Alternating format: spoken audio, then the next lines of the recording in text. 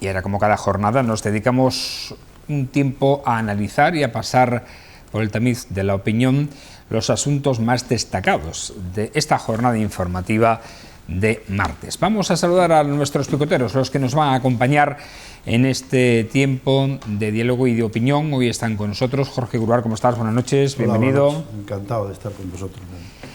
Y también está Juan Viera. ¿Cómo está? Buenas noches, bienvenido, ¿qué tal? Bien, estupendamente, aquí estamos. No sé cómo estáis viviendo las elecciones, pero de momento hemos entrado con muchísima fuerza en estos primeros días y en esta primera semana de campaña electoral. Antes, decir que ha habido en el capítulo de sucesos varias noticias que hemos de comentarles, como es esta del incendio de una planta de reciclado de plástico y de cartón prensado en el polígono industrial de Almendralejo, que ha originado el desalojo de varias empresas de alrededor. Unas 200 personas que trabajaban en empresas de alrededor han tenido que ser desalojadas, y que ha requerido tanto efectivos de bomberos de varios parques de la provincia de Badajoz, como son los de Almendralejo, Hornachos, Villafranca de los Barros y Don Benito, como medios aéreos, como están viendo las imágenes, del plan Infoex. Como decimos, se ha propagado ya a otras empresas también de alrededor, y es realmente extraordinario el incendio originado en esta empresa. Y es que tanto el cartón almacenado como el plástico pues ha hecho de combustible y alimentado esta enorme pira, cuyos efectos de humo se veían desde aquí, desde Mérida. Concretamente se podía ver el incendio que se ha originado en este polígono industrial de Almendralejo, de la empresa Natuiser, de reciclado, como decimos, de papel y cartón. Y esta mañana ha habido también un atropello en Mérida, en la avenida Juan Carlos I, donde una señora ha tenido que ser atendida y trasladada al hospital con heridas en una pierna tras sufrir el atropello de un vehículo en un cruce semafórico cerca de la farmacia de esta avenida de la Antigua. Pero vamos a los asuntos que nos trae la jornada informativa, que es la campaña electoral, y entre ellas pues tenemos los efectos del análisis de las encuestas, del que ayer ya hablamos ampliamente, y de los diferentes programas electorales que siguen avanzándose por parte de los diferentes grupos políticos que intervienen en estos comicios a la alcaldía del Ayuntamiento de Mérida. El Partido Socialista y Antonio Rodríguez Osuna presentó ayer sus medidas de urbanismo, en materia de urbanismo, también de arqueología, patrimonio arqueológico y de medio ambiente. Entre las medidas a las que se compromete el actual alcalde a la reelección está la renovación de la calle Santa Eulalia y de la Plaza de España, con un nuevo solado en estos dos espacios, ya que dice que el actual tiene un alto coste de mantenimiento. También apuntó a la construcción del sexto puente de la ciudad para comunicar la Nacional 630 con la autovía A5 por la parte sur, la zona de los bodegones y los salesianos.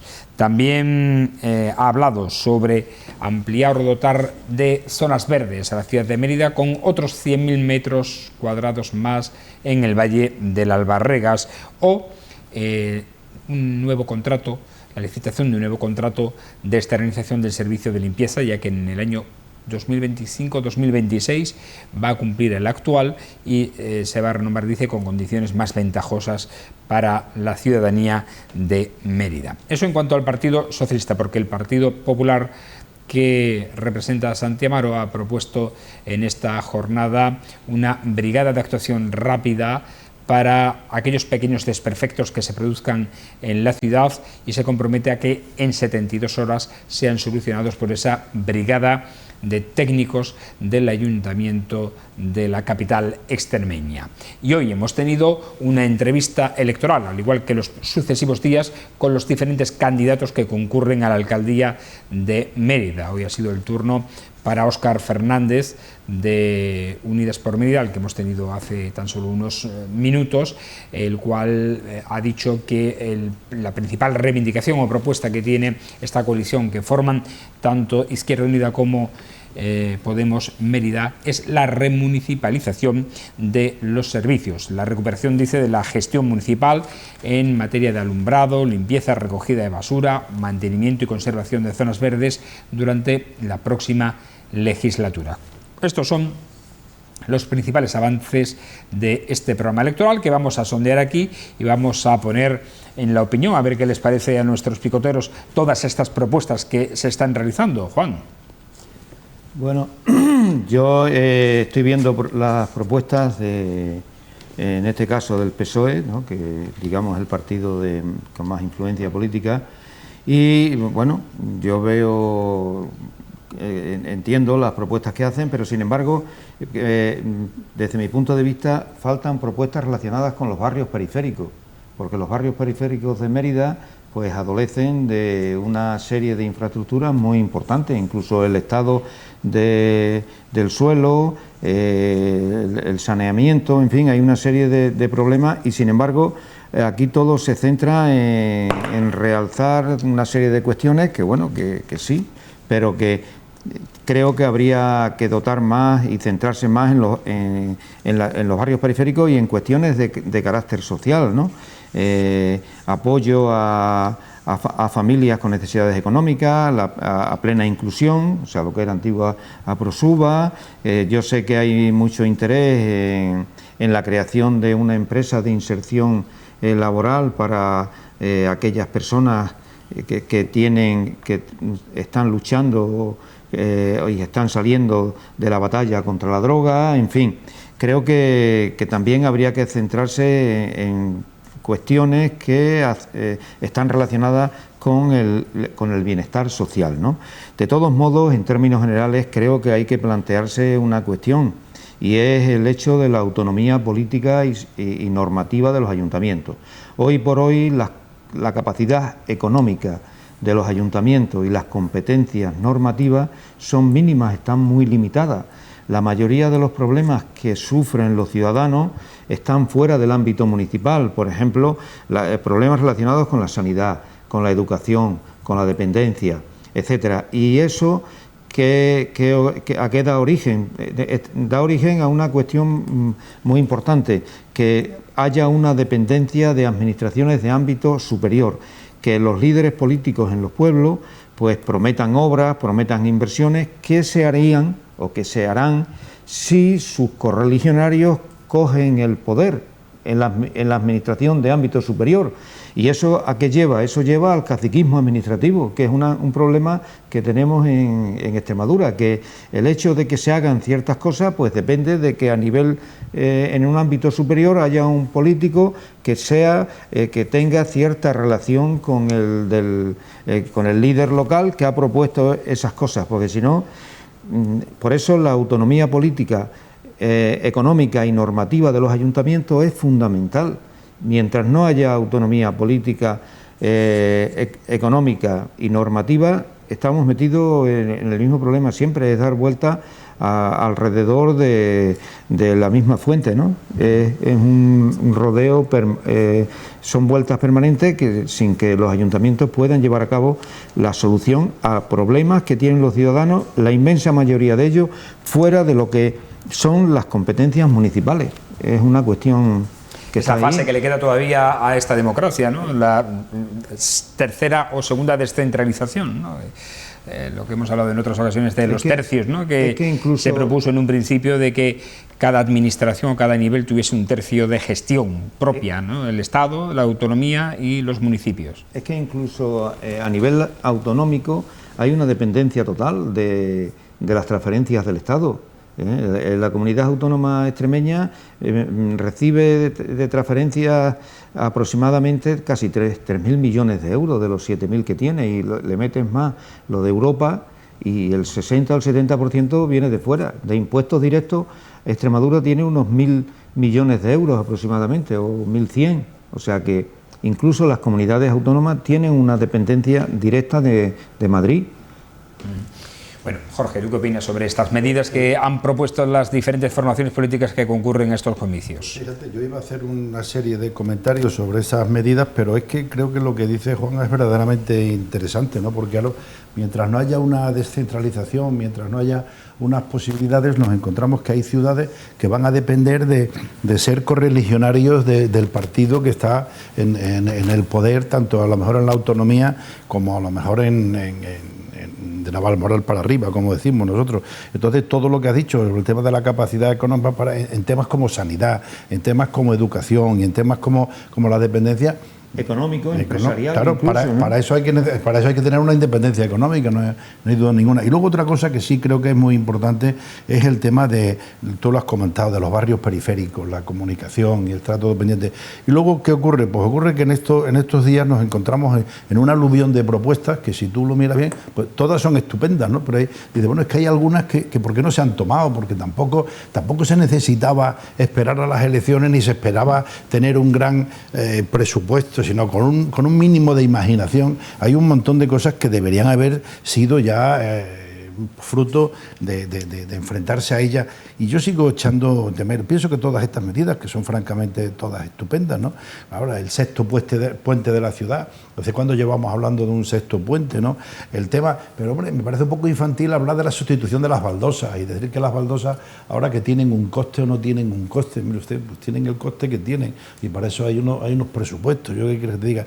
Y luego, sobre el tema, bueno, que si el tema de la barriada de San Andrés, hay una serie de cosas que tú dices que están todas pensadas en favor de la ciudadanía. La única pregunta es esa: ¿por qué no se han llevado a cabo? Pero luego hay algo que también a mí me sigue llamando la atención, teniendo en cuenta, y yo lo he dicho creo ya en alguna ocasión más, teniendo en cuenta que estamos en una ciudad eminentemente turística, que está claro que nuestra vocación va de cara a seguir llamando la atención, como la llaman nuestros monumentos, nuestras calles, ¿qué te diría yo? Toda una serie de cosas que tiene nuestra ciudad. Sin embargo, te encuentras a veces unos monumentos totalmente pintarrajeados, te encuentras unas casas en determinadas calles con unas pintadas tremendas. Entonces, yo pienso que ante eso habría que ir con toda la fuerza de la ley. Una ciudad como Mérida, ¿cuántas ciudades hay por ahí en España que presumen de ser la más limpia, la más no sé qué, la más maravillosa? Y son ciudades que no tienen ni la cuarta parte de nuestros monumentos, ni la cuarta parte de nuestras posibilidades en el mundo del turismo.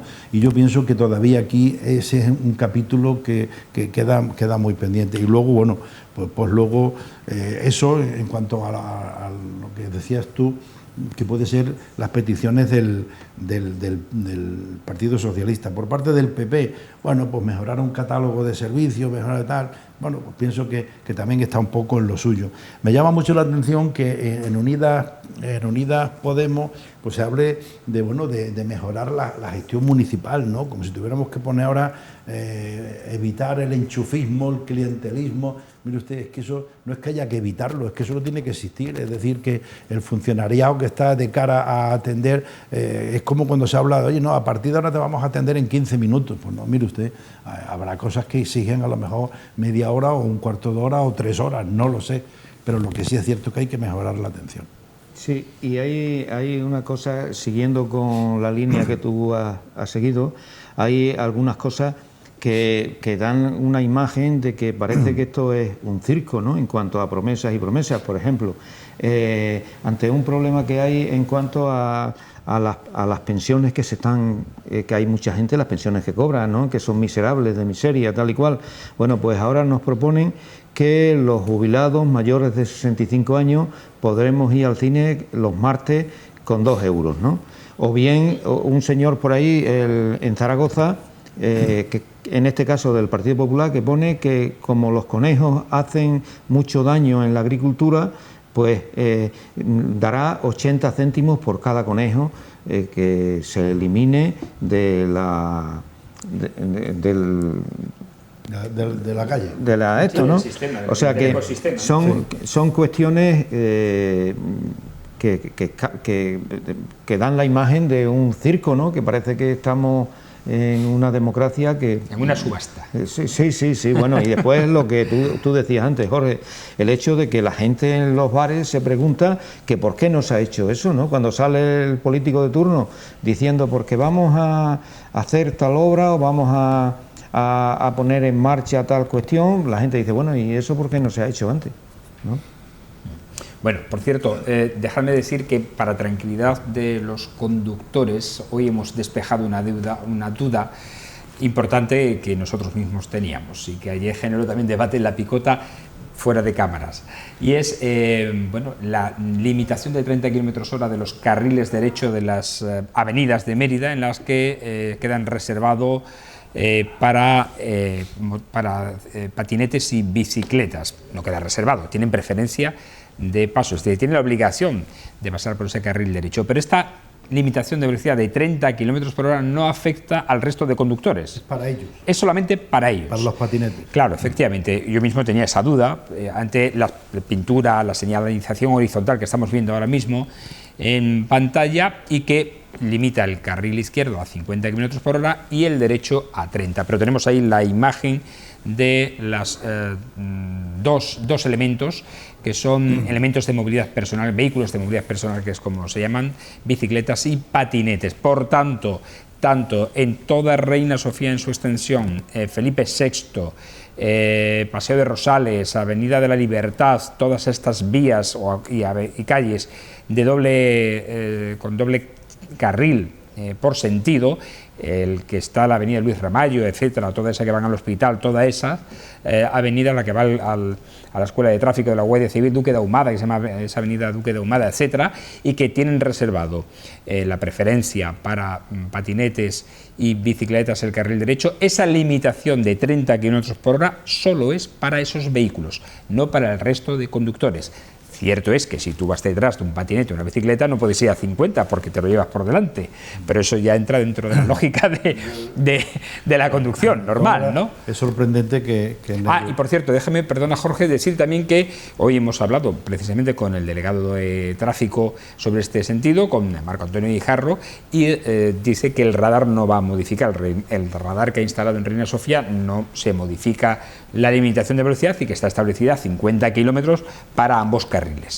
Que de todas maneras parece mentira que en tráfico el tema de los patinetes todavía esté tan en veremos, ¿no? como está, porque los que conducimos hay un momento dado que te da una sensación de peligro impresionante, ¿no? El patinete, además los hay pequeños, grandes, regulares, hay veces van dos personas en el patinete, otras veces va un crío y otro con un casco, otro sin, no lo sé. Yo pienso que ese tema debería... Hay una regulación, y hay una regulación tanto de tráfico como municipal, de los dos. La municipal prohíbe el que los patinetes puedan usar las zonas peatonales, tienen que ir por la calzada, no pueden ir por las aceras ni zonas peatonales. Es un vehículo más, es considerado un vehículo más, y tráfico también ya lo tiene regulado. Por tanto, todo aquel que vaya por aceras o tal está incumpliendo gravemente la ley de tráfico. Perdona.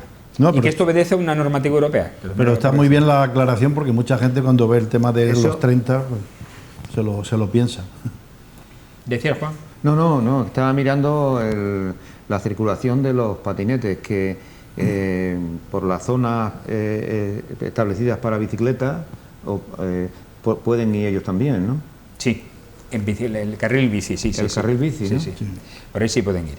Bueno, vamos a otro asunto, porque ayer teníamos esa noticia de que Elysium City ha anunciado, los promotores de Elysium City, que esa ciudad del futuro que se va a construir en Castilblanco, va a comenzar las obras, los movimientos de tierra de la primera fase, justamente de los terrenos que ya son propiedad de la promotora, este viernes, y lo va a hacer dado a una UTE extremeña formada por las empresas Gosadex y Aglomerados La Serena. Este enorme, grandioso proyecto, en principio, tiene una actuación sobre 12 millones de metros cuadrados, una inversión de 18.000 millones de euros y una capacidad hotelera de 18.000 camas. Bueno, yo creo que si hay alguien aquí que nos puede contar algo más es Jorge Gruar, porque Jorge, como responsable del Club Senior de este tipo de eventos, los trajo al Parador de Mérida no hace mucho, a los promotores, y os explicó concretamente, bueno, la grandiosidad de este proyecto, del que yo hasta ahora he de decir que era escéptico, muy escéptico. No dejo de serlo todavía, pero oye, ya me están convenciendo mucho más si empiezan las obras, porque ya es señal de que se van a gastar la pasta y que esa pasta va a quedar en Extremadura, porque todas las empresas que van a intervenir en su construcción tienen el compromiso, y todas las personas que contraten, de que serán extremeños. Yo, antes de que Sí. Jorge comente, una cuestión, que estamos en lo mismo, en la desconfianza en la que tenemos respecto a todo este tipo de cosas, que las obras empiecen en un momento electoral. A ver, nos lo explicará Jorge. Bueno, de todas maneras, nosotros, sí, yo estuve por parte de Senior, conjuntamente con el presidente, también con Cecilio Venegas y con Manuel Herrero Sánchez, que además es el presidente del Colegio de Arquitectos y tal, y bueno, pues la duda que, o sea, el Senior interviene en este tema precisamente porque se considera que es un tema muy importante para la región, y bueno, pues estos señores tienen el detalle de que quieren presentar toda la información al máximo, hasta el extremo de que el presidente Fernández Vara pidió para asistir, aunque se tenía que ir rápidamente, pero asistió a la primera parte de la presentación, y allí estos señores, pues la verdad es que nos sorprendieron agradablemente con un proyecto que, bueno, pues yo diría que todos en Extremadura estamos todos esperanzados, no en este proyecto, sino en todos. Lo que quisiéramos es que se nos convenciera más del proyecto. Estamos hablando de un proyecto donde hay una inversión de cerca de 18.000 millones de euros. Estamos hablando, tú lo has comentado, de prácticamente modificar una superficie de 12 millones de metros cuadrados. Y otra de las cosas que quizás no habéis comentado, pero que a mí me llamó mucho la atención, y la comentamos con el presidente allí, es de la cantidad de mano de obra que esto puede significar. Ya no solo puede significar, sino el problema que puede crearnos de inicio para poder crear esto. Yo lo que sí os puedo decir es que allí con nosotros estaba José Manuel Pardo, que es el director de Medio Ambiente de Elysium, y luego estaba este señor Ildefonso Romero Sánchez, que es un abogado de Espartinas, que prácticamente él defendió en el coloquio toda una serie de preguntas que se le hicieron allí. También estaba la alcaldesa de Castilblanco, y bueno, y ante toda una serie de un abanico de preguntas, pues yo diría que fueron bastante convincentes. Y bien es cierto que allí, estamos hablando, esto fue hace un mes y pico. O sea, allí ya se dijo que por esta fecha, o sea, no pensando, creo que no era la idea en ese caso del tema electoral, se dijo que por esta fecha que estaban pendientes de un acuerdo de dos empresas extremeñas para hacer un AUTE y empezar las obras cuanto antes. Quizás un poco lo que quedó allí en entredicho, no en entredicho, quedó un poco así, varias preguntas que se hicieron, es el tema de las comunicaciones con esta zona, porque claro, esta zona, quieras o no, está en un sitio donde ahora hay que dotarla de unas comunicaciones que de momento no tiene, aunque están en esa, como decíamos antes en Petit Comité, en lo que es la Ciudad Real Valencia y todo esto. Y bueno, y estos señores comentaban que tenían un acuerdo con el gobierno central de que una vez que ellos comiencen las obras prácticamente se van a dar todo tipo de facilidades para empezar a crear toda esa serie de accesorios, porque a alguien le preguntaba, oiga, es que cuando empiecen las obras los camiones, la mano de obra que va llegando ahí ya necesita esas comunicaciones, ¿no? Y bueno, esto es un poco lo que se comentó allí, que nos queda un poco gravitando un poco de qué nos está pasando en Extremadura. Pues oye, en Extremadura de alguna manera tenemos que pensar un poco que después de la pandemia para acá estamos en una Extremadura donde están llegando una serie de proyectos que, oye, habrá que empezar a creer en alguno, ¿no?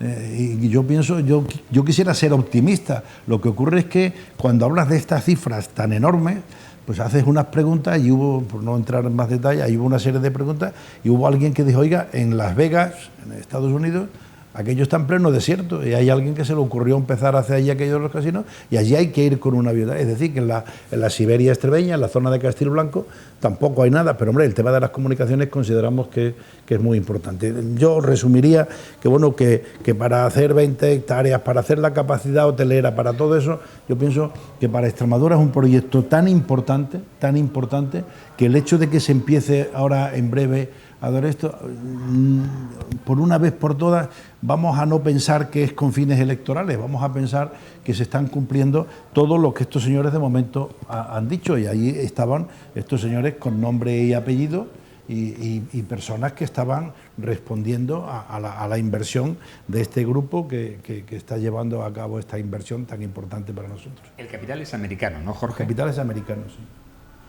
O sea que prácticamente es hacer Las Vegas norteamericana aquí, ¿no? Y hablaban además de recursos propios, no hablaban de subvenciones, ni hablaban de ir a un poco basándose, pulmón, con su propia financiación. De hecho se hizo una videoconferencia con uno de los responsables, que en ese momento estaba en otro tema que tienen en Colombia. Se hablaba de que esto es una empresa que solo para el tema de construcción tienen a cerca de 3.000 y pico de arquitectos e ingenieros trabajando constantemente. Entonces lo que se dijo allí, pues prácticamente no tenemos por qué pensar que no sea cierto. Ojalá se hiciera, ¿no? Yo el problema, las preguntas que me hago y que mucha gente se hace es lo que tú has comentado, ¿no? En el sentido de que hay una desconfianza tal por todas las cosas que han venido sucediendo aquí en Extremadura, que bueno, que pregunta ante un proceso, ante un programa de este tipo, pues desconfías bastante, ¿no? Porque te haces una serie de preguntas, lo que comentábamos antes. Aquí, para que esto salga adelante y sea económicamente rentable y se mantenga, lógicamente tienen que venir muchísima gente, ¿no? Tienen que venir millones de personas anualmente, ¿no? Y para que esos millones de personas, porque se necesitarán, según leí en su momento, que como mínimo eran necesarios para el sostenimiento 4 o 5 millones de personas anualmente, ¿no? Entonces, pues hacen falta redes de comunicación, hacen falta autovías, hace falta aeropuertos, hace falta toda una serie de infraestructuras que permita toda esta comunicación a nivel internacional y a nivel nacional, claro está, ¿no? Y entonces, bueno, pues empiezas a pensar, y después de todo lo que se ha prometido y prácticamente no se ha hecho nada, sientes desconfianza, ¿no? Ante un proyecto de estas dimensiones, ¿no? De 18.000 millones de euros, 18.000 plazas hoteleras, etcétera, etcétera, ¿no? Y no es que ya en este punto, o sea, en este proyecto los extremeños seamos negativos, sino que las dimensiones que se nos ofrecen, pues te llevan a la desconfianza, ¿no? En el fondo, pues bueno, ojalá se hiciera, pues sería positivo para Extremadura. Y después hay otras cuestiones que te ponen en la duda, ¿no? ¿En qué medida esta gente está relacionada con el proyecto que se intentó hacer en Los Monegros, el de Madrid, o el BCN World de Barcelona, ¿no? Porque fueron también proyectos enormes de unas inversiones tremendas y sin embargo, bueno, pues quedaron en la nada, ¿no? Y, en fin, después otra cuestión que se plantea es qué nos va a traer este proyecto, si los resultados serán un incremento de actividades de ocio, que ese incremento sea un ocio sano, que sea un ocio culturalmente provechoso para los extremeños, ¿no? Porque hay gente que se pregunta también a ver qué tipo de ocio va a venir con todo eso, ¿no? En definitiva, casinos va a haber y juego va a haber, evidentemente, porque pues, si no esto nos alimenta. Por eso digo que todo eso también, pues la gente se lo pregunta, ¿no? Y pero es lógico, fíjate, ¿no? Yo lo que sigo echando de menos es que al lado de nuestros políticos nosotros hemos necesitado, a algunos ya nos ha pasado el momento, y en algunos momentos que hemos ofrecido nuestro apoyo creo que tampoco se nos ha sabido ver. Pero lo que sí es cierto es que Extremadura reúne unas condiciones que normalmente no reúnen otras regiones y que quizás ahora hay algo de cierto en que se ha visto con unas posibilidades que quizás otras regiones.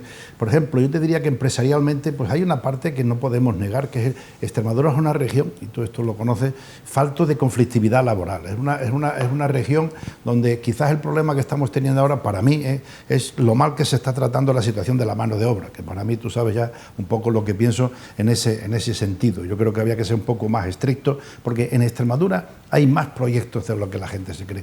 En Extremadura hay más posibilidades de empresa. Yo en los últimos 15 días te podría decir que he participado en varias actividades, concretamente en una de ellas, tanto que criticamos un poco la administración. Pues mira, yo soy un crítico constructivo, por ejemplo, con Avante. Pues yo he tenido la posibilidad de estar con un empresario que me ha presentado una necesidad, hemos llamado a Avante, nos ha recibido Miguel Bernal y en este momento ya se tiene la dotación de unos terrenos, concretamente de 14.000 metros cuadrados, y estamos hablando de un centro de residuos, estamos hablando de una serie de posibilidades. Esta misma mañana, en otra región, pues ha surgido otro tema también paralelo en ese sentido, y hay un inversor que la semana que viene quiere hablar. Es decir, hay posibilidades. Yo lo que creo es que nos falta interlocutores, y que muchas veces los mejores interlocutores no son precisamente los políticos. Los políticos deben dedicarse a lo que se deben dedicar. Esto que estamos. ¿A técnicos en la administración? Y me refiero que las propias organizaciones empresariales tienen que asumir más el papel de estar al lado de nuestros políticos. Es decir, para que nuestros políticos no tengan unos asesores que normalmente no entienden la mayoría de las situaciones que se plantean en el caso de los empresarios. Yo pienso que si hubiera una comunión más acertada entre las cámaras de comercio, entre una buena plataforma empresarial a nivel regional, todo este tipo de cosas se podrían tomar de frente con otros criterios, con criterios más empresariales, más resolutivos, lo cual no quiere decir, como te repito, que ahora no se estén haciendo en casos como este. Yo ya he vivido casos de ir hoy y decir cuál es el problema, qué es lo que usted necesita, y es verdad que hay organismos y hay posibilidades, pero tienes que estar en una situación donde tienes que tener un poco ese respaldo. Es decir, lo que no podemos hacer es volver a lo que tú has comentado antes. Es decir, si somos de este partido y si vamos a esta ciudad esto sale y si no sale, ¿no? Entonces, por ejemplo, en el caso de Elysium, pues bueno, pues fijaros que son unos grupos que son ellos los que han elegido el sitio, los que han elegido la inversión. Y nos encontramos que a lo mejor empresarialmente, pues a lo mejor había que desgranar más realmente lo que hay. O sea, que los políticos hacen su papel. Bueno, vamos a otro asunto muy rápido. Estamos ya fuera prácticamente del tiempo, pero vamos a dedicar un minuto a repasar esa noticia y ese debate político que a nivel nacional se ha mantenido sobre la inclusión de exetarras con delitos de sangre en las listas de H. Bildu y que ha enfrentado a Gobierno y al Partido Popular y a Vox en las últimas horas. Esta mañana se ha sabido que los 7 candidatos que incluyen las listas municipales de H. Bildu en el País Vasco y que tienen delito de sangre han manifestado su renuncia a ostentar el acta de concejal si salen elegidos.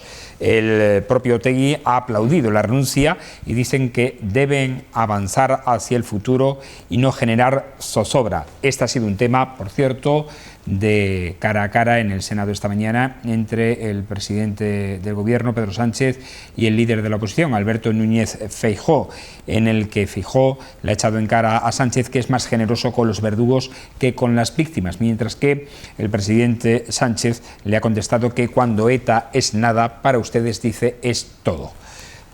Juan. Sí, bueno, yo aquí ya sabéis lo que pienso. Esto es una hipocresía total la que utilizan estos partidos políticos, tanto el PP como el PSOE, como Vox, por muchas razones. En primer lugar, hay antiguos miembros de ETA que han ido en las elecciones, en las candidaturas electorales de los partidos, del Partido Popular, del PSOE y de Vox. Por ejemplo, por poner algún caso, Jon Juaristi, que fue miembro de ETA, hoy día es el presidente de honor de un patronato afín a Vox.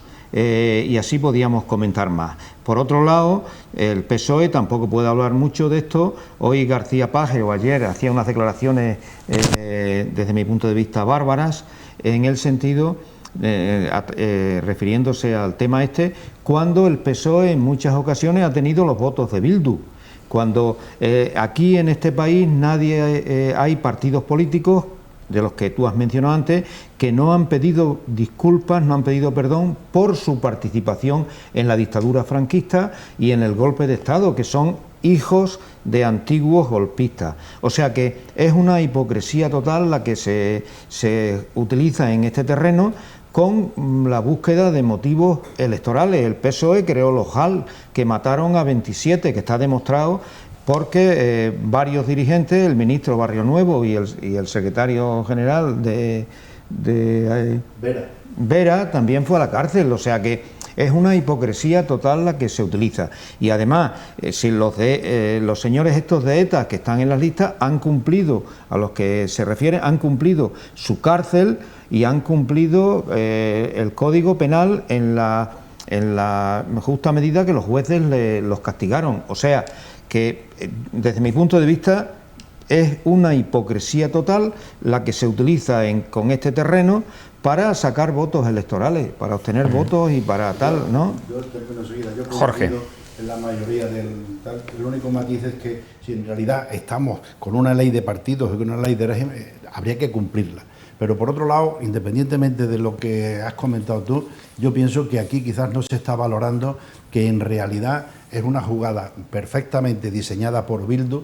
Es una manera de decir, evidentemente nosotros estamos con toda la legalidad, como bien dices tú, pero nos podemos presentar, pero nosotros presentamos unas listas y estas listas están preconcebidamente creadas para montar todo este espectáculo, porque a mí me consta que Bildu tiene posibilidad de crear unas listas con una serie de personas que no tienen nada que ver con estas personas que todo el mundo sabe que están encausadas o que estas personas están involucradas en temas de delitos de sangre. Es decir, Bildu ha podido... ¿Por qué hace esto Bildu? Porque esta es su venganza.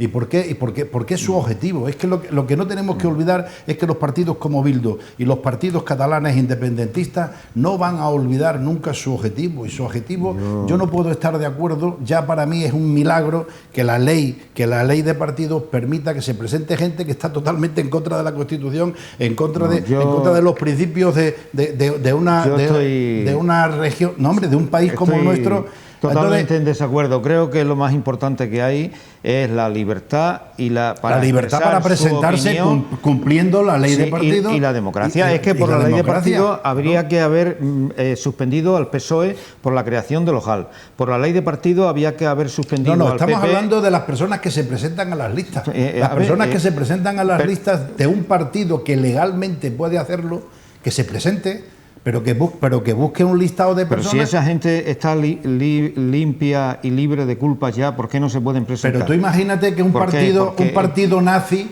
legalizado en Alemania ahora va y busca a una serie de personas involucradas en aquella odisea y las presenta en un listado. ¿Qué necesidad tiene? Bueno, yo no voy a hablar de partidos nazis porque son precisamente los que deberían estar ilegalizados, porque según la ley de partidos políticos habría que tener ilegalizado al PSOE, había que tener ilegalizado al PP y había que tener ilegalizado a Vox.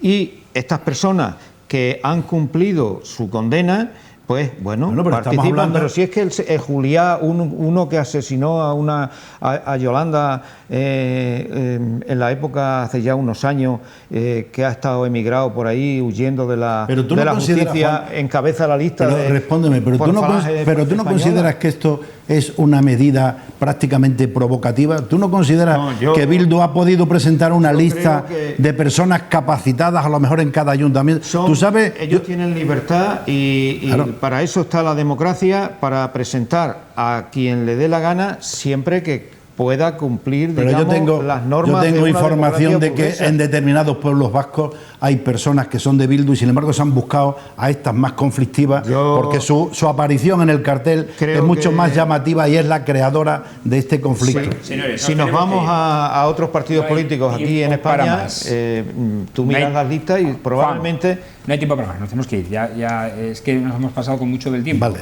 Es un debate interesante, pero no tenemos más tiempo para abordarlo. Así que agradecer, como siempre, a nuestros picoteros su opinión. Gracias, Juan, por estar aquí. Que tengas una buena semana. Gracias. y a ver si vemos llover esta semana o no.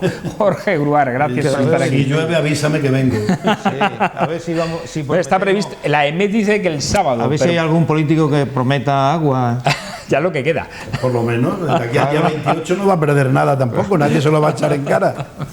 Señores, a ustedes agradecerles como siempre su atención y su fidelidad a este programa y este espacio de La Picota. Recuerden que mañana estaremos de nuevo aquí en torno a las 10 menos 25 de la noche y que seguiremos esta ronda de entrevistas a los candidatos a la alcaldía de la ciudad de Mérida en televisión extremeña.